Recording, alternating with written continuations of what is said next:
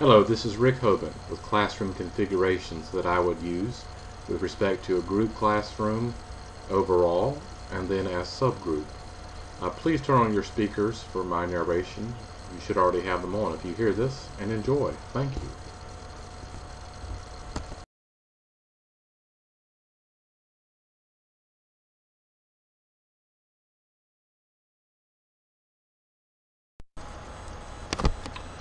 Alright, here we have configuration 1, which I think is an ultra-modern approach, and you can see it's very hexagonal in shape. A lot going on here, but a lot of beautiful things going on here. Over to the far right-hand side, is noted, sort of cut off there in the white, you see some classroom rules and procedures attached to the wall. Underneath it, in some of the seating area, we have dictionaries and thesaurus that are offered for learners of all types, but particularly with keeping in mind ESL, and students may also approach Mr. Hoeben, myself the instructor, for help with this, as I am fluent in French and Spanish and some limited knowledge of German. But there in the right bottom corner we see a variety of texts that can help with language learning, especially for ESL students. We have for highly challenged students, more to the left, I say on the slide here, a variety of texts throughout the room. This is the notion of Howard Gardner's existential and in terms of choice for all students. And so students have a variety of texts throughout the room there, and you see the hexagonal seats. I like for them to be close to the books, to almost smell the books, if you will, and the pages. Up toward the front of the room, if you'll notice that sort of black rectangle, we have the teacher computer and projector, so common to our college environments, but not all the times found in high school environments, where I, the instructor, will display things for the students, walk around the hexagonal room with the students, and there's a smart board that you can see toward the back. And we also have a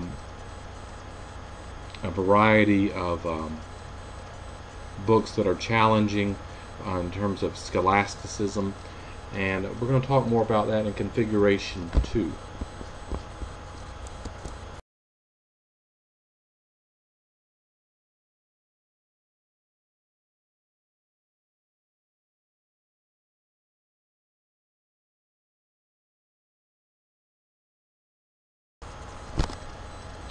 Alright, this is what it looks like. Let's pretend on the other side of the classroom. We have a soft matte painting scheme of blue and orange.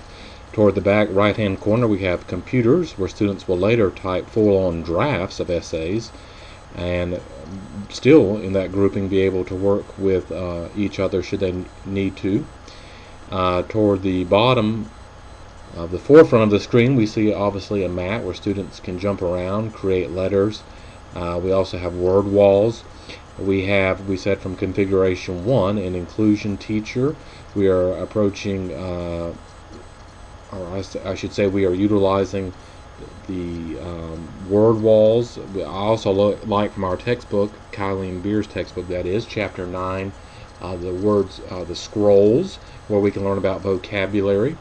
You'll see that in this room, in the middle, where the sort of the meat of this whole configuration 2 is, we see different seating arrangements, even down to the rhetoric of being circular versus square based on one's volition, one's choice. There's that word again.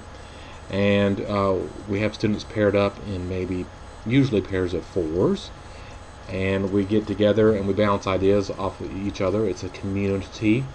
I have a background in creative writing and workshop approaches, so I have many handouts to give students, not necessarily about fiction writing, but it could be, but more so about essay and composition writing, but helping each other in a peer review workshop kind of way. And students are obviously free to bring over from the larger side of the classroom back in configuration 1 on the other side of the room, if you'll imagine, free to bring over a variety of materials from that side, whether they're markers or pens, whether they're thesauri or dictionaries, whether it's the inclusion teacher, whether it's handouts, and obviously the books themselves from the hexagonal room on the other side. So I think this nicely answers the remaining prompt 2 and 3 in the sense that we've addressed special education students, English language learners, high achieving students would be prompted by myself, inclusion teacher, and other students in terms of just like we as adults, maybe who are in book clubs or frequent bookstores, bookshops, or online communities, recommend books to one another. So too with these students, would they be able to recommend and network things previously read, bounce ideas off of one another, say, hey, I think that you might like this book. I know you've been a classmate of mine for 9 years now in some regard, and I know that you would like this book maybe even more than I would. So I think that helps over here in configuration 2, where we have more of an intimate setting, so to speak, with one another. Thanks.